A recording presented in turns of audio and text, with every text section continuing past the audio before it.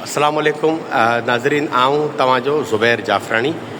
हिन वक़्तु सर्वेच सुजावली Sindh government library Sujawal जे अंदरि आऊं मौजूदु आहियां। इहा लाइब्रेरी सक़ाफ़त खाते हुकूमत सिंध जे सहकार सां जुड़ी रास थी आहे। हीअ लाइब्रेरी जेका 2010 जो प्रोजेक्ट हुयो, पोइ इहा हाणे रिसेंटली हिते जुड़ी रास थी वई आहे। हिते तव्हांखे ॾेखारण जो मक़सदु इहो आहे त लाइब्रेरी जो मक़सदु इहो हूंदो आहे त हिते ॿार अचनि ऐं हिन लाइब्रेरी जे अंदरां उहो लाभ हासिलु कनि। असांजी जॾहिं त लाइब्रेरी जुड़ी रास थी चुकी आहे, मुख़्तलिफ़ सेक्शन्स जेके आहिनि उहे लाइब्रेरी जे अंदरि तयारु आहिनि। अचो त तव्हांखे आऊं हीअ लाइब्रेरी विज़िट करायां ऐं हीअ तव्हांखे ॾेखारींदो हलां।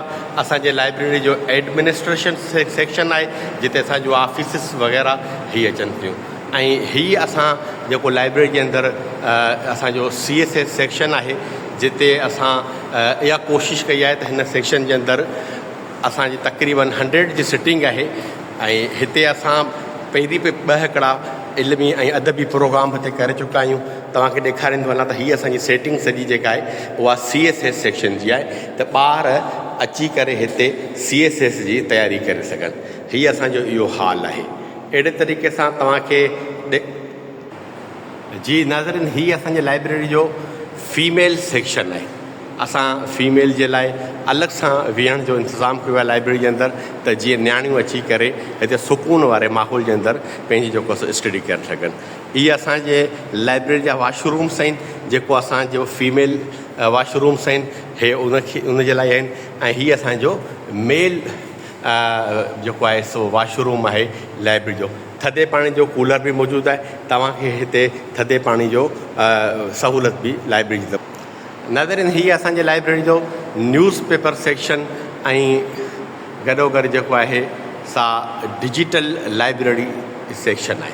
अचो त तव्हांखे उहो विज़िट करायूं।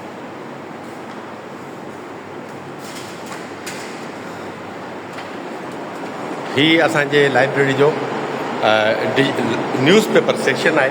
हिते असांजो तक़रीबन रोज़मर्रा जूं 12 अख़बारूं कान समेत हिते अचनि थियूं। उते ॿार वेही करे पंहिंजे तरफ़ तव्हां स्टडी करे सघो था। तव्हांखे हिते हर क़िस्म जी अख़बार मिली सघे थी। हे तव्हांखे रिसाला मिली सघनि था। हीअ असांजे लाइब्रेरी जो न्यूज़ पेपर स्टैंड आहे। जेकॾहिं तव्हांजी दिलि घुरे थी त तव्हां बीह बि हिते किताब पढ़ी सघो था ऐं वेही बि किताब अख़बार पढ़ी सघो था। हीअ तव्हांखे आउं ॾेखारींदो हलां। ऐं गॾोगॾु हीअ जेको साम्हूं सेक्शन तव्हांखे नज़र अचे थो, ऐं इहो जेको आहे सा कंप्यूटर जो सेक्शन आहे। हीअ तव्हांखे ॾेखारींदा हलूं त हीअ कंप्यूटर जो सेक्शन आहे। हिते असां इहा कोशिशि कई आहे त 12 कंप्यूटरनि जूं असां हिते सिस्टम ठातो आहे। उन में ॿार वेही करे हिते कंप्यूटर जी सिखिया हासिलु कंदा, हिते वेही करे पंहिंजो रिसर्च वर्क कंदा। ऐं असांजो लाइब्रेरी जूं 3 शयूं असांजूं अञा पेंडिंग में आहिनि, उहे पाइपलाइन जे अंदरि आहिनि। तमामु जल्द उहे बि असां तव्हांखे सहूलियत ॾींदासीं। असांजा हिते कंप्यूटर आहिनि ऐं सॼी लाइब्रेरी जे लाइ सोलर प्लांट आहे।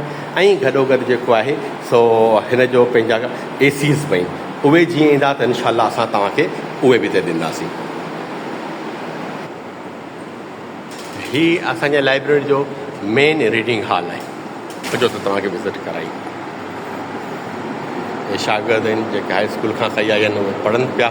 ऐं असांखे इन्हनि शागिर्दनि ते फ़ख़्रु आहे जेके पाण पंहिंजो टीम ते वक़्तु कढी करे हिते आयल आहिनि। पर असां चऊं था त हेॾी वॾी सहूलियत जेका असांखे पंहिंजे शहर जे अंदरि मुयसरु थी आहे, त उते तव्हां पंहिंजो हिन खे ऑन करियो, हिन मां फ़ाइदो हासिलु करियो ऐं अची करे हिते तव्हां पंहिंजे गुलनि जहिड़े ॿारनि खे हिते मोकिलियो।